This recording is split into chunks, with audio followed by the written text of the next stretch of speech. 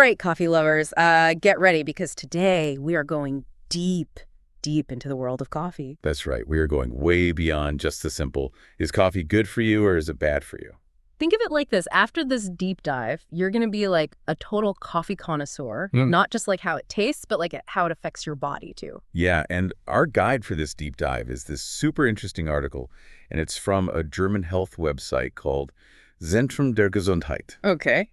And the article is called Too Much Coffee Can Cause Health Problems. Catchy title. Yeah. Now, before everyone starts freaking out that we're like anti-coffee, remember knowledge is power. Like we just want to understand the science. Yeah. And this article's perfect for that. It was actually published back in 2012, but get this, it was updated as recently as November 2023. Wow. So we're dealing with some pretty up-to-date information here. Yeah, that is pretty recent. It's crazy how something that so many of us drink every single day can have these effects that we don't even know about. Totally. And speaking of hidden effects, this article jumps right into one: adrenaline. We all know coffee gives us that jolt, but like, have you ever thought about what's actually happening in your body when you drink it?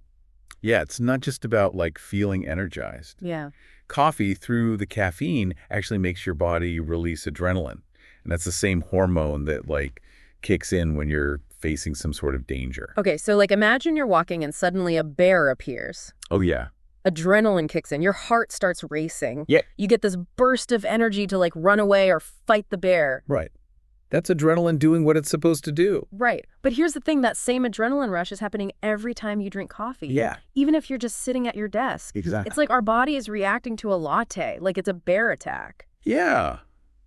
In a way, I guess you could say that. No wonder we get the jitters sometimes. And that's not all. The article goes on to say that this constant adrenaline can actually lead to you getting these spikes of energy, but then crashing. And in the end, you just feel tired and irritable. That makes so much sense. I've definitely noticed that when I drink too much coffee, I don't feel energized at all. If anything, I feel more anxious and just completely drained. Yeah, that's like a classic sign of what can happen. And it's actually something that's been given a name by Stephen Chernisk, the author of Caffeine Blues. He calls it coffeinismus. Coffeinismus sounds pretty serious. Yeah, well, it can be. Chernisk's point is that this caffeine tricks your body into thinking that it is under constant stress. Oh. And this just leads to way too many stress hormones, like adrenaline being produced. It's like your body thinks there's some sort of danger, when really you're just chilling, having a coffee. So it's like thinking there's a bear around every corner, even when there isn't. You could put it that way. And to make things even worse, all this adrenaline can actually lead to something called adrenal exhaustion. Adrenal exhaustion, what's that? Well, so your adrenal glands, these are the things that make those hormones. Okay. And you can think of them like batteries. Okay, got it. So imagine you keep using those batteries without ever giving them a chance to recharge. They're eventually going to die, right? Right. And that's basically what can happen with adrenal exhaustion. You just wear them out. So even though we might feel like coffee gives us energy, it could actually be making us more tired in the long run by like draining our energy reserves or something? Yeah, that's the idea. And the article goes on to discuss some possible long-term problems from all this coffee-induced stress. And remember, everyone, we're just sharing the information that's in this article. This isn't medical advice or anything. So what kinds of problems are we talking about here? Well, according to the article, there could be a link between all this coffee and things like anxiety and depression. Oh, wow. And even problems with sleep. That makes sense. I guess if your body thinks it's in fight or flight mode all the time, it's going to be hard to relax and sleep. Right. It also mentions some problems with digestion. Like heartburn. Yeah, like heartburn and even constipation. Well, yeah, and this is where it gets really interesting. It even talks about coffee and nutrient depletion. Nutrient depletion? What do you mean? It specifically says that coffee can affect how our bodies use B vitamins. B vitamins? What do those have to do with coffee? Well, B vitamins are super important for making energy and keeping your mood stable. You can think of them like the fuel that helps your body run properly. Okay. But this article suggests that coffee can actually get in the way of your body absorbing those B vitamins. So we're drinking coffee for energy, but it might actually be stopping us from getting the nutrients we need to have natural energy. Exactly. It's kind of ironic when you think about it. It really is. It just shows that coffee is a lot more complex than we think. Right. It's not just a simple stimulant. It really affects different parts of our body in all sorts of ways. This is seriously making me rethink how much coffee I drink. And we've only just started talking about this article. I know, right? There's still so much more to uncover. Well, good thing we have more time then. That's right. The next part of our deep dive, we'll be looking at some other interesting effects of coffee, like how it affects blood sugar levels and even things like hormone balance. Can't wait. Let's dive back in. Let's do it. All right, so we're back, and we are ready to go deeper into those hidden coffee effects. Yeah, and this time we're going to talk about something that might just make you rethink that second cup of coffee. Oh, boy, what is it? Well, we're picking up where we left off with that Zentrum der Gesundheit article, and it talks about this really interesting connection between drinking coffee and those cravings we get throughout the day. Okay, like when you're trying to work, but all you can think about is that chocolate bar you have stashed in your desk? Yeah, exactly. I am definitely guilty of that. Well, the article actually suggests that coffee might be playing a role in those cravings, especially sugar cravings. Wait, coffee makes us crave sugar, but I thought coffee was supposed to, suppress your appetite. That's what a lot of people think. And, at first it can, but here's the thing. Caffeine can really mess with your blood sugar levels. And it kind of creates this up and down roller coaster. Okay, I'm listening. So think of your blood sugar levels like a seesaw. Okay. Coffee first brings your blood sugar down. That's why you get that quick energy boost. Okay. But then because of that adrenaline rush that we talked about earlier, your blood sugar can actually spike. So it goes down and then up. Exactly. So we go from a sugar low to a sugar high. That explains those energy crashes for sure. Right. And when your blood sugar crashes, your body's basically like, hey, I need sugar, AST. And that's when those cravings for sweets kick in. The article actually quotes Elizabeth Sommer, the author of Food and Mood. Okay. And she talks about how she feels super tired and craves chocolate after drinking coffee. Wow, I feel so seen right now. It's like coffee just sends me straight to the vending machine for a sugar fix. Yeah, it can definitely be a bit of a sneaky cycle. And it's something to keep in mind, especially if you're trying to cut back on sugar. For sure. And the article also talks about coffee's impact on how our bodies use nutrients. Oh, yeah. And this is where things get even more interesting. We already talked about how coffee might mess with how our bodies use B vitamins, but there's more. Oh, no. What else is coffee stealing from us? Well, it also suggests that coffee can affect iron absorption.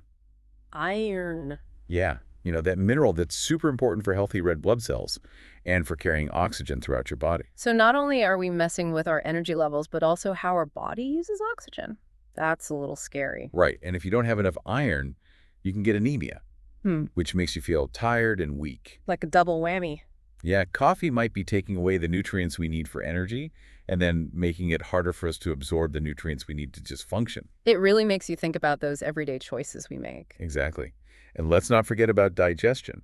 The article also mentions some possible digestive problems linked to coffee. Okay, this might not be a surprise to anyone who's ever gotten heartburn after that morning cup of joe. Yeah, but the article suggests that it's not just about the immediate discomfort.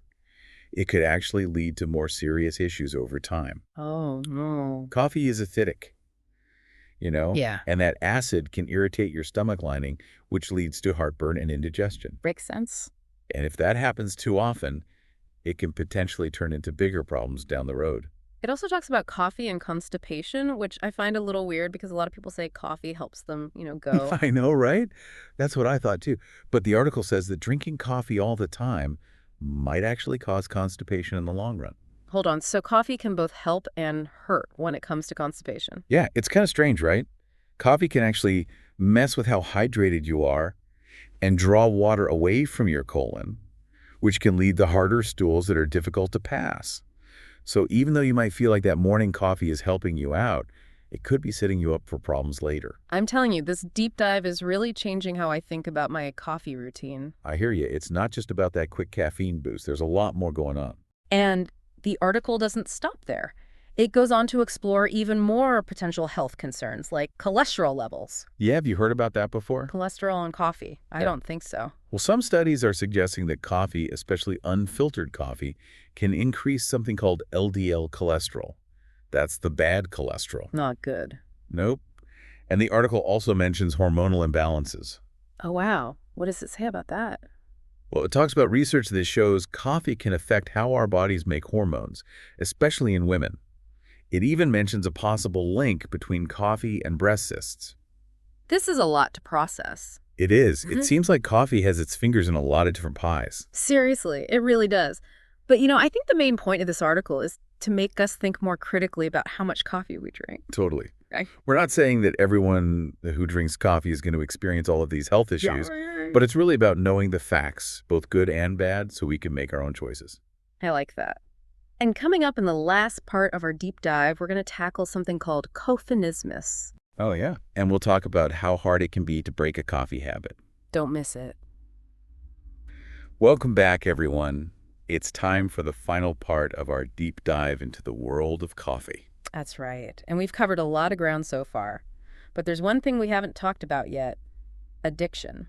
Yeah, the big A word. Exactly. And the Zentrum der Gesundheit article really goes there. It talks about something called coffinismus. Coffinismus. Yeah, it sounds kind of scary, but it's something that a lot of us coffee drinkers can probably relate to. Okay, I've definitely heard people joke about being addicted to coffee, but is it really a real thing? Well, Stephen Chernisky, the guy who actually came up with the term coffinismus, definitely thinks so. He says it's like a state of being constantly intoxicated from having too much caffeine. And it's not just about like physically needing that coffee every day. So it's more than just needing that morning cup to get going. Right. The article quotes Chernisky, and he says that coffinismus is this combo of physical dependence and all these psychological effects, too. Like what kind of effects? Well, we're talking anxiety, irritability, mood swings, even insomnia and depression. Wow, that's a pretty big deal. Yeah.